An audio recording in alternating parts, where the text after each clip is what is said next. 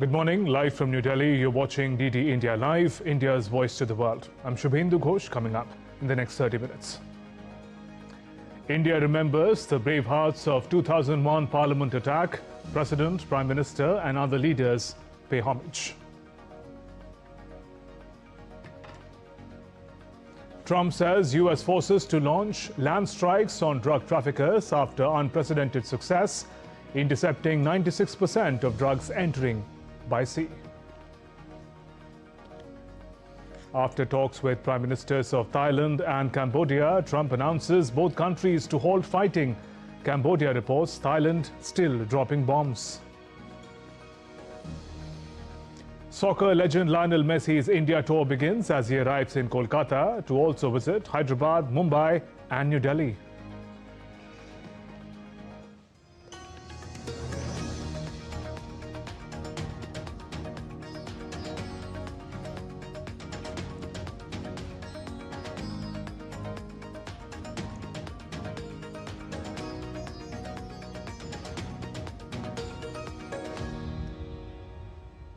US President Donald Trump has again threatened to launch ground operations in Venezuela. His administration is also imposing new sanctions targeting vessels and shipping companies linked to Venezuela's oil sector, as well as relatives of Venezuelan President Nicolas Maduro.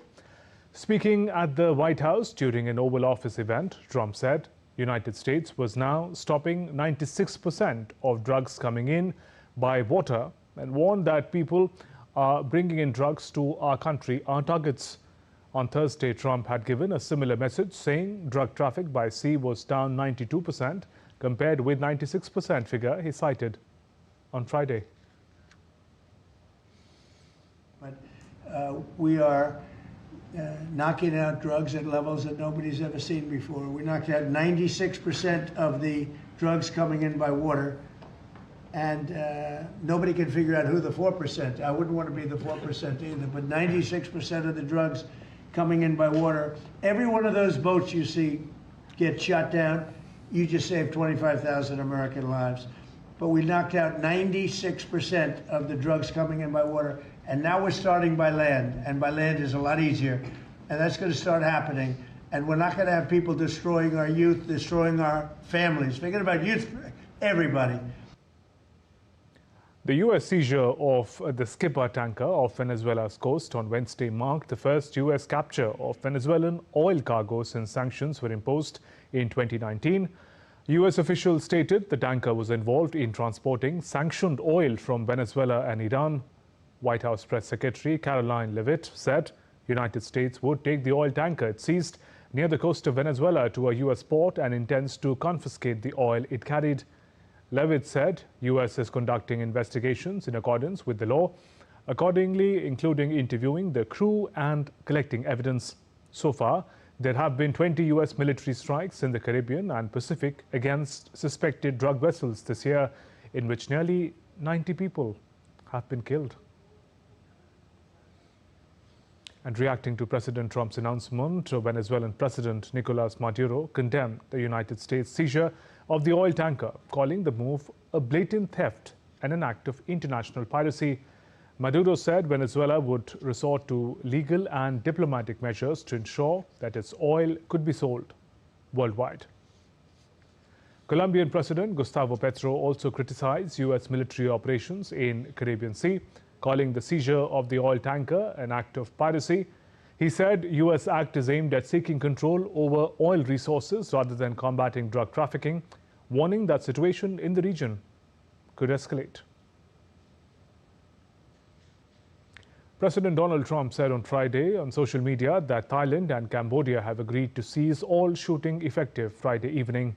Trump said Thailand and Cambodia have agreed to go back to the original peace accord he brokered earlier this year with the help of Malaysian Prime Minister Anwar Ibrahim. Thailand-Cambodia border conflict reignited on Sunday afternoon. Both sides accused each other of initiating the attack and confirmed casualties.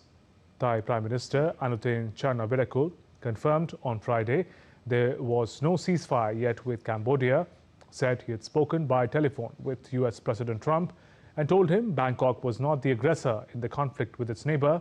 Cambodia has set up over 100 evacuation centers across 6 provinces, housing around 130,000 people. But the scale and speed of the displacement has created shortages of food, shelter, drinking water, and sanitation facilities. California and 18 other U.S. states will file a lawsuit on Friday seeking to block President Donald Trump's $100,000 fee on H-1B visas for highly skilled foreign workers. The lawsuit in Massachusetts federal court will be at least the third to challenge the fee announced by the Trump administration in September, which dramatically raises the cost of obtaining H-1B visas. Currently, employers typically pay between $2,000 to $5,000 in fees.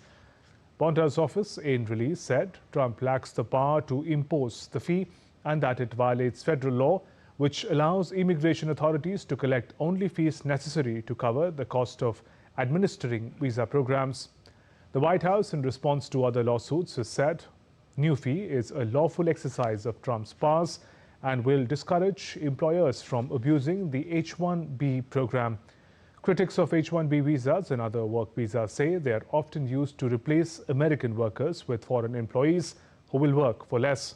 But business groups and major companies have maintained that workers on H-1B visas are a critical means to address a shortage of qualified American workers.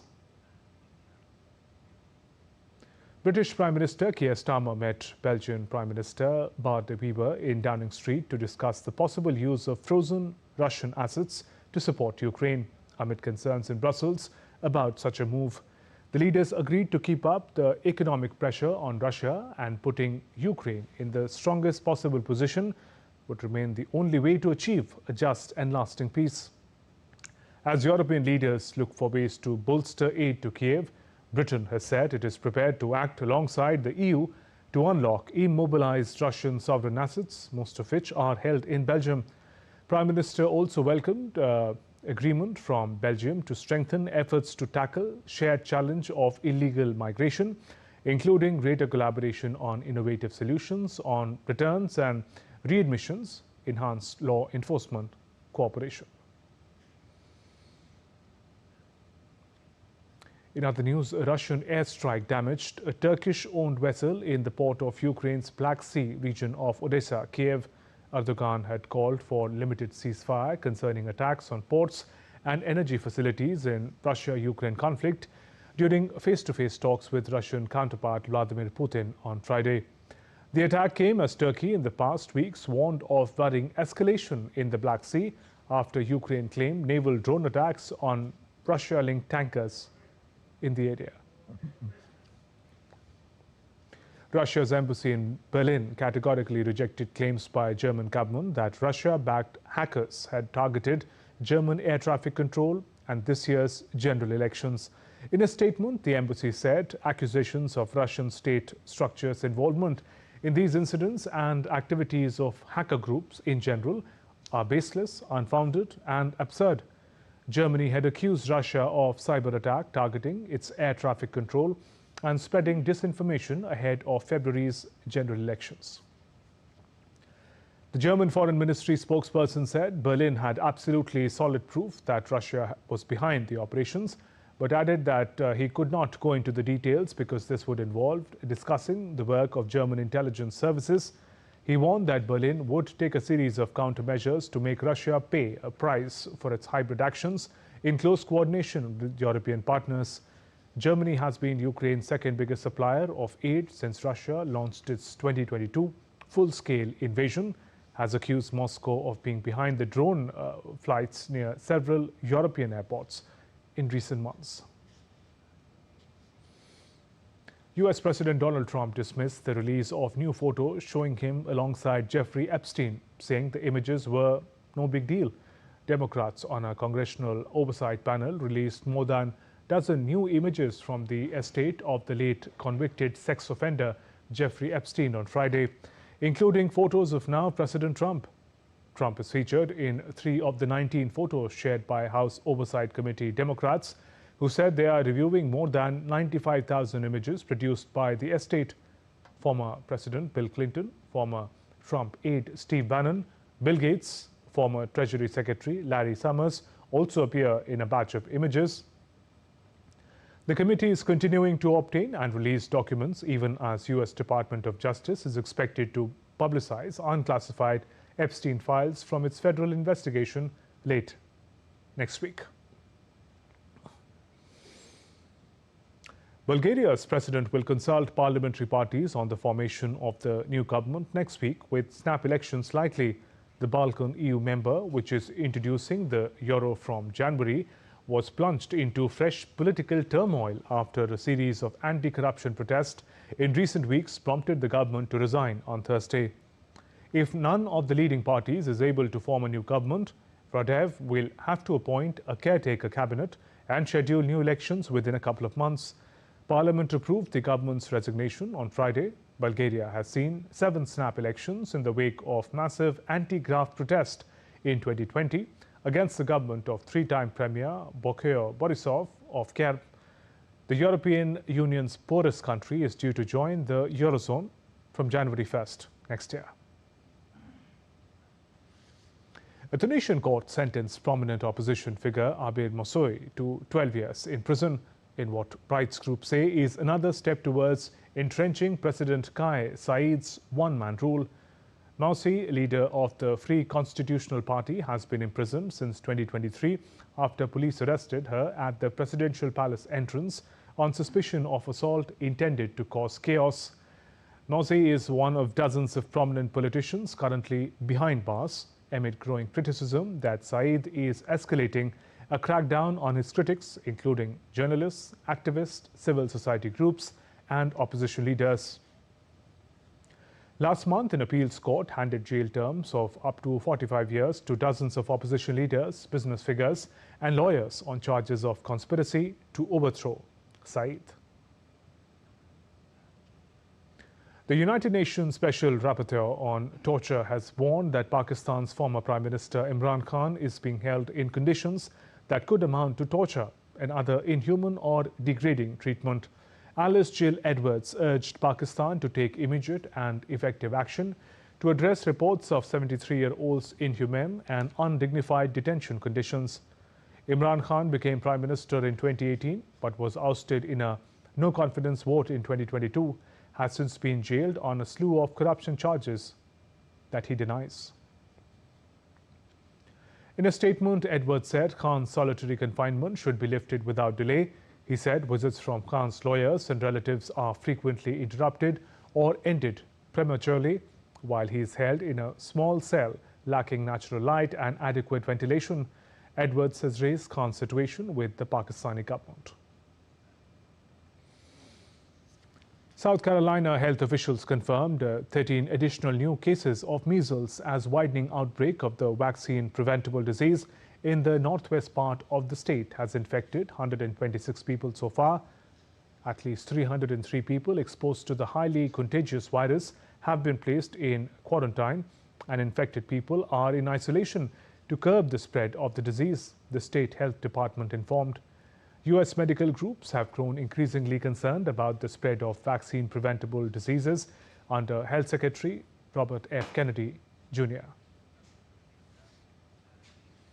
Still to come on this edition of TT India Live. Prime Minister Modi to embark on 3-nation visit starting Monday. Cabinet announces key policy decisions.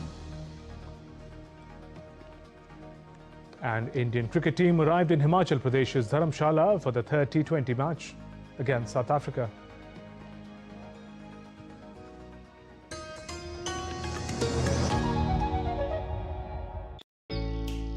Jharkhand will mesmerize you with majestic nature, rich heritage and colorful culture. Hello. Johar. It fits perfectly. Thank you. Full workout हो गया. Ready?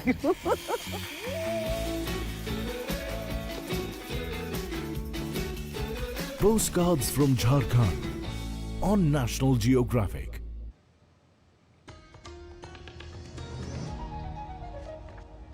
Welcome back. You're watching DT India Live. I'm Shubhendu Ghosh. Prime Minister Narendra Modi will be on a 3-nation visit from 15th to 18th of December. He will visit Jordan, Ethiopia and Oman. In the first leg, PM Modi will visit Jordan next week and meet King Abdullah II.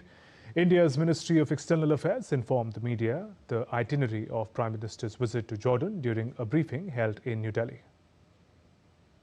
The invitation of His Majesty King Abdullah II bin Al Hussein, Prime Minister Shri Narendra Modi will embark on a bilateral visit to the Hashemite Kingdom of Jordan from December 15 to 16, 2025. This will be Prime Minister's first full-fledged bilateral visit to Jordan, which is coinciding with the 75th year of establishment of diplomatic relations between India and Jordan. Bilateral visit is taking place after an interval of 37 years. India and Jordan share warm and friendly relations marked by mutual trust and goodwill. The relationship spans across sectors including political, economic, defense and strong people-to-people ties. On the second leg of his three-nation tour, Prime Minister will visit Ethiopia. The visit reflects India's commitment towards deepening South-South cooperation. Ethiopia is an important and trusted partner in the global South and the African context. The Ethiopian Prime Minister, Dr. Abiy Ahmed, has been a prominent participant and key speaker during the past editions of the Voice of Global South. The current visit reflects India's commitment towards deepening South-South cooperation and strengthening of partnership with Africa. The Prime Minister will have one-on-one and delegation-level talks with Prime Minister Dr. Abiy Ahmed. There will be an address to the joint session of the Parliament by our Prime Minister. There's an interaction with the Indian community. During the visit of Honorable Prime Minister, a number of MOUs and agreements are expected to be signed. These will strengthen our multifaceted partnership, expand development cooperation, and open new avenues of collaboration between two countries. In the final leg of his visit from 17th to 18th of this month, PM Modi will reach Oman accompanied by a high-level delegation. The invitation of the head of state of the Sultanate of Oman, His Majesty Sultan Haitham bin Tariq, Honorable Prime Minister Shri Narendra Modi will be visiting Oman on 17 and 18 December 2025. Prime Minister will be accompanied by a high-level delegation. This is the second visit of Prime Minister to the Sultanate of Oman after his last visit in February 2018. It also follows the state visit of His Majesty, the Sultan of Oman, to India in December 2023. This visit is of great significance as it will be taking place when India and Oman are together celebrating the 70th anniversary of establishment of diplomatic relations. In other news, Union Cabinet chaired by Prime Minister Modi approved three major policy decisions on Friday. The government approved the Census 2027 with a budget of 11,718 crore rupees, announced a major coal sector reform under Coal Setu to strengthen energy security, also approved a new MSP for copra to support farmers.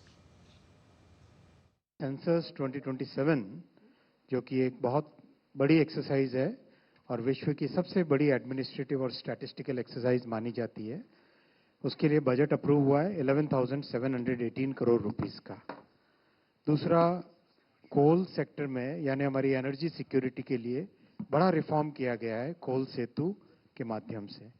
और तीसरा, किसानों के welfare के लिए माननीय प्रधानमंत्री जी की सरकार प्रतिबद्ध है और 11 वर्षों में कई बड़े स्टेप्स लिए हैं। उसी कड़ी में आज एक बहुत बड़ा सेफ्टी नेट का एमएसपी कोपरा के लिए अप्रूव हुई है। Information Broadcasting Minister Ashwini Vaishnav said the upcoming census will take place in two phases. Phase 1, assessing household amenities and living conditions, and Phase 2 will record demographic, cultural and socio-economic details of the population. Census दो phases में होगा। Phase 1 में focus रहेगा house holds के अंदर क्या amenities हैं, housing condition कैसी है, कच्चा घर है, पक्का घर है, घर में कितने रूम्स हैं, किस तरह से घर में कोई व्हीकल है, घर में इलेक्ट्रिसिटी कनेक्शन कैसा है, वो सब चीजें फर्स्ट फेज में की जाएगी। And that will be the base for phase 2, जिसमें बहुत इंपॉर्टेंट है demographic, socio cultural and economic parameters का इन्यूमरेशन किया जाएगा पूरी जनसंख्या का। December 13, 2001 remains a day etched in India's memory when terrorists attacked the parliament, targeting the temple of the democracy. Brave security personnel, including CRPF Constable Kamlesh Kumari, laid down their lives to protect the nation. 9 heroes sacrificed everything so that our democracy could survive and voices could be heard. Their courage and martyrdom continues to inspire the nation. Here's more. Some dates, they are not just dates. They are a reminder of cowardly acts which tried to throttle our democracy. A reminder of how our Bravehearts stood between terror and our great nation. December 13, 2001 is one such date when terrorists of the Lashkar-e-Taiba and Jaish-e-Mohammed stormed the parliament complex and fired indiscriminately. It was a direct attack on the temple of democracy. At about 11:40 a.m. in an ambassador car bearing registration number DL3CJ 1527, 5 Pakistani terrorists entered the Parliament House complex. They moved towards building gate number 12 when they encountered the carcade of the Vice President of India, which was parked at gate number 11. One of the members of the Parliament House watch and ward staff, Jagdish Prasad Yadav, became suspicious about the identity of the car and immediately ran after it. The car had no option but to turn backwards. But in the process, it hit the Vice President's car. Immediately, the terrorists then started firing. On-duty personnel of CRPF, ITBP and Delhi police took their positions and returned the fire. In some time, the brave security personnel gunned down all the terrorists. CRPF Constable Kamlesh Kumari was the first to sound the alarm, taking a volley of fire, buying crucial minutes. She kept tracking the terrorists and informing about their movements in the Parliament House complex. Her bravery was instrumental in quickly putting down the terrorists' game plan. But unfortunately, she fell to the barrage of bullets pumped into her and became a martyr.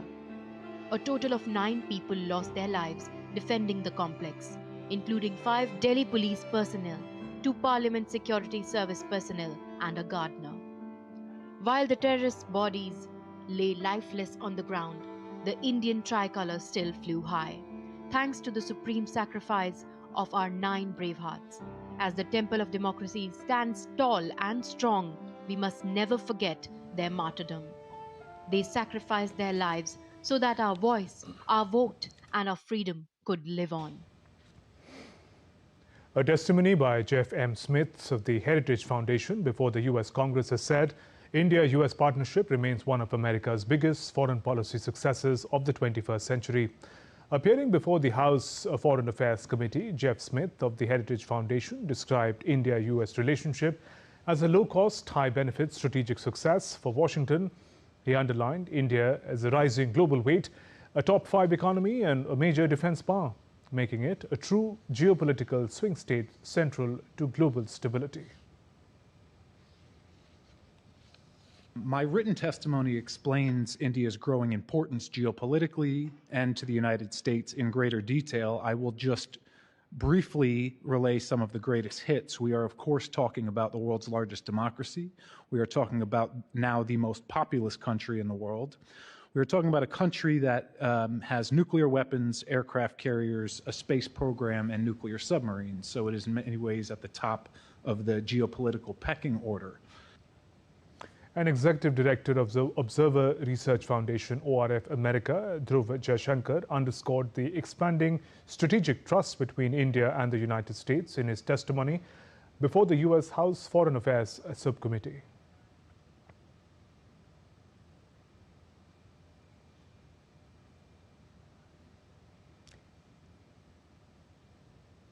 Dhruv Jaishankar called the relationship one of the most consequential, highlighting that stable India-US partnership is pivotal for ensuring free, open and secure Indo-Pacific, both sides coordinating closely through the Quad, Maritime Security Initiative and regional economic frameworks. On to sports. Messi fever grips India as the soccer legend began his much-awaited GOAT India tour. This is Messi's first visit to India since 2011, and his itinerary is packed with events fans have been dreaming about for years. His 4-day GOAT tour began from the city of Joy, Kolkata. He will then move to Hyderabad, then to Mumbai on December 14 before ending the highly anticipated tour in Delhi on December 15th. In the Kolkata leg, Messi will unveil his biggest ever statue, a 70-feet structure, will be done virtually from his team hotel owing to security concerns. Bollywood superstar and Kolkata Knight Riders co-owner Shah Rukh Khan confirmed his appearance at Salt Lake Stadium for Lionel Messi's GOAT tour. And the Indian cricket team arrived in Himachal Pradesh's Dharamshala on Friday for the third T20 match against South Africa to be played on Sunday. The team was escorted to the hotel under tight security, accompanied by special bus and escort vehicles. The team's arrival preparations for the game have gained further momentum. The stunning Dharamshala Stadium, surrounded by the Himalayas, is once again ready to showcase top-level cricket, given that the 5-match series is already levelled at 1-all after South Africa defeated India by 51 runs in the second T20 match in New Chandigarh. That's all in this edition of DD India Live. Let us know your thoughts on the news of the day. For those on the go, you can get all the latest news and updates from India and across the world on DD India mobile app. This app is available on both Android and iOS platforms. Scan this QR code on your screens to download now. And we'll be back with more news as it breaks here on DD India. I'm Shubhendu Ghosh from all of us here in Delhi. Thanks for watching DD India Live. Namaskar.